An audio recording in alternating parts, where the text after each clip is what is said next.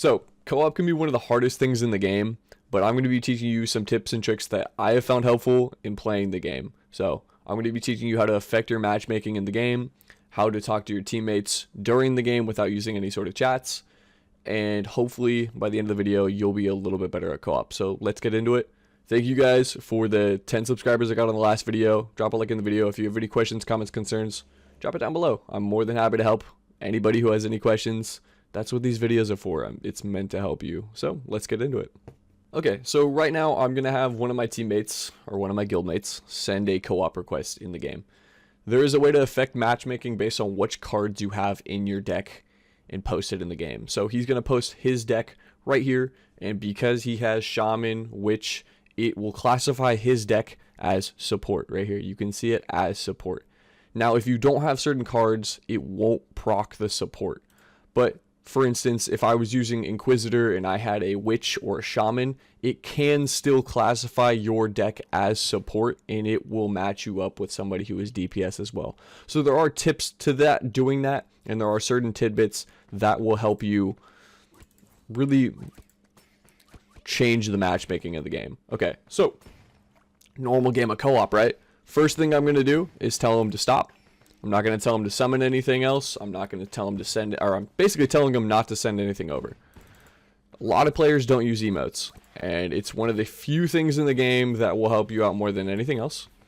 But basically I'm telling him, hey, I don't need any cards right now. You have to wait. You have to let me set up. And I feel like that's the most important thing about co-op. You have to set up the board.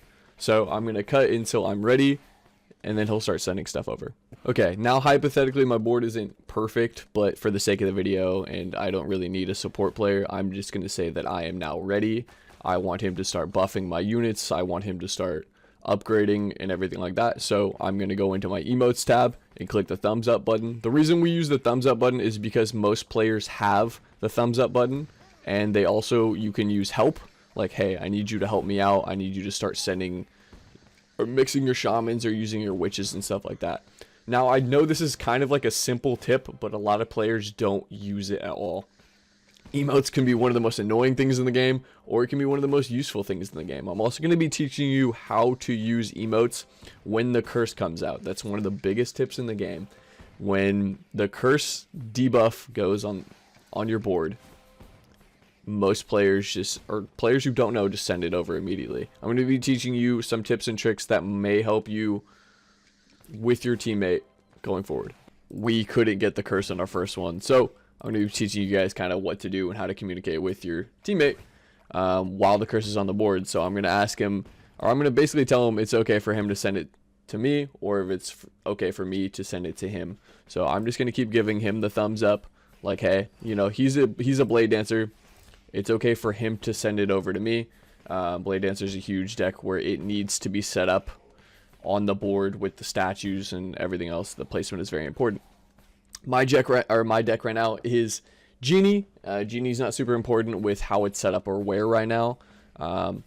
So I'm just going to keep emoting to him that, hey, you can send the curse over to me. It's all good.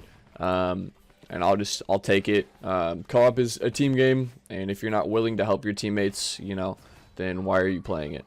Okay, these last two tips aren't going to be as helpful as the first couple, but this may help some people that are newer to the game because some people genuinely don't know some of these tips in the game. I definitely recommend joining a clan. Joining a clan is one of the most beneficial things for you finding co-op matches, for you also getting more gold. You can see that you get way more gold playing with a clanmate versus just playing with a random, and eventually that does stack up. 6 maps a day, 2,000 extra gold per map. That's 12,000 gold a day, and that just keeps stacking and stacking and stacking. You'd much rather have 12,000 gold because you're going to need gold the entire way through the game. And if you still have a problem finding like a clan that has active players, or you can't find anybody for co-op, the official Rush Royale Discord, Facebook groups, Reddit, all super helpful places to find a teammate or to find a guild that will help you in co-op. I always recommend that you never solo queue for a random, especially if you have a golden map. It's just one of those things that, you know, if you're random queuing, it's whoever's on the other side. It's best of luck to you. Sometimes you get a bot And sometimes they purposely ruin the game, like sending the curse over to your board and ruining the entire game.